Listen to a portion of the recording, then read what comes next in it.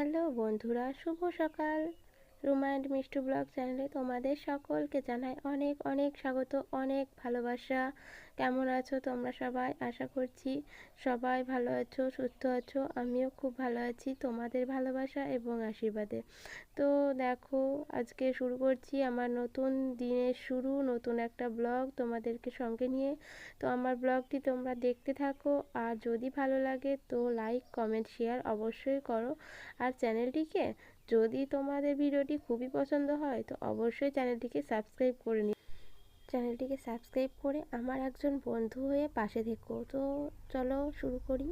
তো দেখো, আমি সকাল সকাল তোমাদের সঙ্গে আজকে খুব সকাল থেকে শুরু করে দিয়েছি ব্লগটা। তো আমার সকালবেলায় উঠে হচ্ছে আমার মেয়ে স্কুলে যাবে, তো তার জন্য ওকে রেডি করাচ্ছি। তো সেটাই আজকে তোমাদের সঙ্গে শেয়ার করছি। তো দেখো, সকালবেলায় আমার কতটা হুটোপাটা হয় আর কতটা ঝামেলার মধ্যে দিয়ে যায়। তো এত ঝামেলার মধ্যে দিয়ে ভিডিও করাটা আমার পক্ষে অসম্ভব হয়ে যায়। তো যাই হোক, তো ভাবলাম আজকে তোমাদের সঙ্গে একটু শেয়ার করি, তো তোমাদেরকে একটু দেখাই আমি কিভাবে সকালটা কাটাই। তো দেখো, মেয়েকে হুটোপাটা করে মানে ড্রেস পরিয়ে খাবার খাইয়ে স্কুলে পাঠাবো। তো দেখো, ওদের ইউনিফর্ম সোয়েটার, তো সোয়েটারটা একটু বড় আছে, ওই জন্য ওটাকে একটু ফোল্ড করে দিতে হচ্ছে, তো না হলে বড় খুবই লাগবে। তো রাত্রিবেলায়ও ওই প্যান্টটা পরে শুয়ে থাকে, তো এখন স্কুলের প্যান্টটা পরবে, তো ছাড়িয়ে দিলাম। তো আগে ওই প্যান্টের উপরেই প্যান্ট পরিয়ে দিতাম, তো প্রচণ্ড ঠান্ডা ছিল। তো এখন একটু ঠান্ডাটা কম হয়েছে, সেই জন্য খুলে দিয়ে হালকা পাতলায় দিই। আর আসার সময় তো প্রচণ্ড রোদ উঠে যায়, গরম লেগে যায়। তো আস্তে আস্তে ওদের 12:30 একটা প্রায় বেজে যায়। তো যাই হোক, তো ওর জন্য আমি সকালবেলায় অল্প করে একটু ভাত করে দিই, তো ভাতটাই খাইয়ে দিই। না হলে ওই যে 12টা পর্যন্ত, 12:30 পর্যন্ত থাকাটা, মানে বাচ্চা তো থাকলে অসুবিধে হবে, সেই জন্য। তো অন্য কিছু খাবার খেয়ে গেলে পেটে ব্যথা বলে, তো সেই জন্য দিই না। তো মাঝে মাঝে বায়না করে ম্যাগি খাবে, তো ম্যাগিও করে দিই। তো আজকে আর ম্যাগি করিনি, ভাতই করে দিয়েছি। তো দেখো, স্কুলের আই কার্ডটাও গলায় পরিয়ে দেওয়া হলো, এবার মাথাটা হাঁচড়ে হেয়ার বেলটা পরিয়ে দেবো।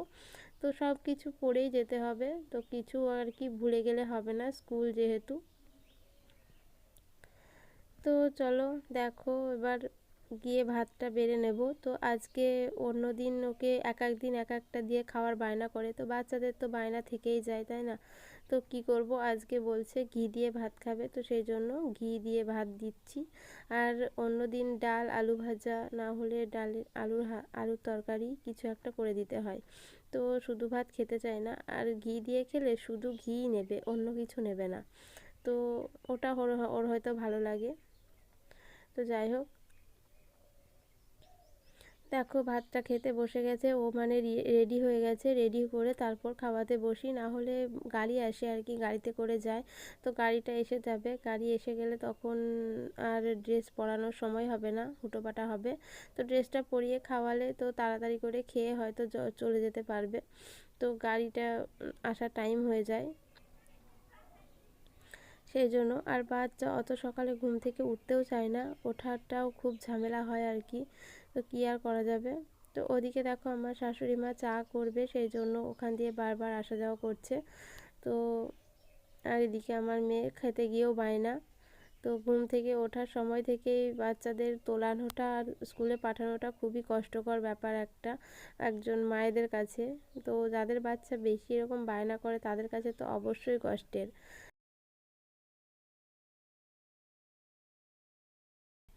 তো যাই হোক, দেখো ওর বাবা দুটো কেক এনেছে, তো কেক এনে দিল। তো যেদিন যেটা ও বলে তো সেটাই এনে দেওয়া হয়। তো কেক নিয়ে যাবে বলেছে আজকে টিফিনে, সেই জন্য কেকই এনে দিল। তারপর চলো দেখো, ওকে স্কুলে পাঠিয়ে দিয়েছি, ও চলে গেছে। তো স্কুলে যাওয়ার পর আর কি, মাছ নিয়ে এসেছে বর, তো মাছটা নিয়ে এসেছে, এবার কাটা হবে। তার সাথে দেখো টিমগুলো শাশুড়িমা রেডি করে রেখে দিল, আমাকে কাটতে বলল, তো সেই জন্য। আর এদিকে দেখো, আমাদের ওখানে ওই যে পালং শাক হয়েছে বাড়িতে, তো এর আগেও দেখিয়েছি তোমাদের, তো সেখান থেকে কিছু পালং শাক তুলে নিল। তো পালং শাক, সিম, বেগুন এসব দিয়ে একটা ছ্যাঁচড়া চচ্চড়ি মতো হবে আর কি। তো দেখো শাকটা কি সুন্দর হয়েছে বাড়িতে, খুব সুন্দর হয়েছে শাকগুলো। তো দেখো তারপর সবজি টবজি কেটে দিয়ে তারপর শাশুড়ি মা রান্না করতে চলে গেছে, আর আমি আর কি করব, ঘরগুলো গুছোতে চলে এলাম। তো রান্নাটা না করতে হলে বেশ ভালোই হয়, রান্নাটা করতে না হলে এদিকে অনেকগুলো কাজ আমি করে নিতে পারি, আর রান্না করতে গেলে এই কাজগুলো করতে আবার অনেকটা সময় লেগে যায়। তো দেখো আমি এখন আলনাটা একটু গুছিয়ে নিচ্ছি। তো এই আলনা জিনিসটা না রোজই গোছাতে হয়, তো একটা করে নিলে আর একটা আবার পড়ে যায় আর কি। তো সেই এর আগের দিনকে ভালো করে গুছোলাম, কিন্তু এই থাকবে না একটুখানি, মানে প্রত্যেক দিন না গুছিয়ে রাখলে দেখতেও ভালো লাগে না। ঘরে ঘরে এই যে আলনা আর খাট যদি ঠিকঠাক সাজানো না থাকে, অগোছালো থাকে, তো পুরো ঘরটাই যেন মনে হয় ঘরটাও অগোছালো হয়ে আছে। তো আমার তো একদমই ভালো লাগে না। তোমাদের কেমন লাগে আমাকে কমেন্ট করে জানিও। আশা করছি আমাদের মতো ঘরের বউদের ঘর অগোছালো একদমই পছন্দ করে না, আমি নয় কেউই হয়তো করবে না। তো দেখো আলনাটা গুছিয়ে নিয়ে চলে এসেছি। তো এখন রৌদ্রের তাপটা একটু বেড়ে গেছে, সেই জন্য দেখো জামা কাপড়গুলো মেলে ছিলাম, তো শুকিয়ে গেছে। আমার শাশুড়ি মায়ের রান্নাটাও হয়ে গেছে, তো উঠানেই রান্না করে, আজকে দেখতে পাচ্ছ রান্না করছে না, হয়ে গেছে। তো তারপর দেখো জামা কাপড়গুলো তুলে নিয়ে তারপর আজকে ভাবছি একটু কাজের একটু ঢিল আছে, মানে কাচাকুচো করতে হচ্ছে না, কাচাকুচো করতে গেলে আর অন্য কিছু হয় না। তো সেই জন্য সেই ফাঁকে আজকে ভাবছি একটু ফ্রিজটা পরিষ্কার করে নিই। তো 2-4 দিন পর পরই ফ্রিজটাকে পরিষ্কার করতে হয়, আর উপরগুলো তো রোজই মুছে দিতে হয়। না হলে কি বলো তো, আমাদের ঘরটা তো প্লাস্টার করা নেই, সেভাবে আটা নেই, তো সেই জন্য ঘরে প্রচণ্ড ধুলো আসে। তো ধুলোর কারণে মানে রাখাটাই অসম্ভব হয়ে যায় ফ্রিজটাকে, মানে খুবই খারাপ লাগে, যদি ধুলো পড়ে তো হয়তো আবার অন্যরকম হয়ে যেতে পারে। তো রোজই মুছতে হয়, না মুছলে দেখতেও ভালো লাগবে না। তো সেই জন্য প্রায়ই মুছে দিতে হয়। তো আজকে ভাবছি একটু ভালো করে মুছবো, ভালো করে বলতে তাও সেভাবে হয়তো খুলে মুলে পরিষ্কার করবো না, ভিতর থেকে যতটুকু হয় ততটুকুই পরিষ্কার করে দিব। তো সেই জন্য দেখো উপরটা আগে মুছে নিচ্ছি। তো উপরটা মুছে নিচ্ছি, তার মধ্যে এখন এই কাজগুলো আমার মেয়ে আসার আগে কাজগুলো সব আমাকে কমপ্লিট করে নিতে হবে। না হলে যখন মেয়ে চলে আসবে তখন আবার আর কিছুই কাজ হবে না, তখন আবার ওর পিছনে আমাকে খাটতে হবে। ওর ড্রেস ছাড়ানো, স্নান করানো, খাওয়ানো, এগুলো করতে হবে, ওর পিছনে সময় দিতে হবে। তো বাচ্চা এসেও আবার ঝামেলা শুরু করবে, স্নান করতে যাবে না, খেতে যাবে না, তো ওর জন্য 2 ঘন্টা সময় লেগে যাবে ওর পিছনে।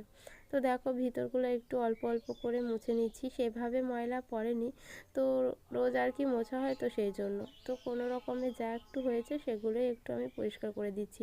তো দেখবে কোনো জিনিস যদি প্রত্যেক দিন পরিষ্কার করে রাখো, তো সেই জিনিসটা পরিষ্কার করতে গেলে অত খাটনিও হয় না, আর অত ঝামেলাও মনে হয় না। আর যখনই কোনো কাজ একদিনে করতে যাবে 1 মাস পর, তখনই সেই ময়লাটা উঠতেও যাবে না, জিনিসটাও নষ্ট হবে, আর কাজটাও হতে যাবে না।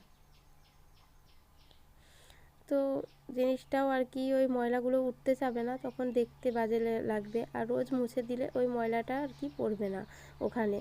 তো দেখো তবুও 2 দিন মুছতে টাইম পাইনি, সেই জন্য দেখো ভিতরগুলো একটু ধুলো ধুলো পড়ে গেছে।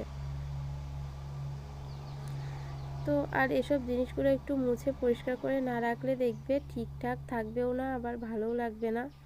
তো যাই হোক বন্ধুরা, ইচ্ছে আছে ঘরটা সুন্দর করে সাজানোর, কিন্তু ঘরটাকে সেভাবে সাজাতে পারিনি, যেখানে সেখানে যেভাবে সেভাবে রাখা হয়েছে। তো জানি না সাজাতে কবে পারবো।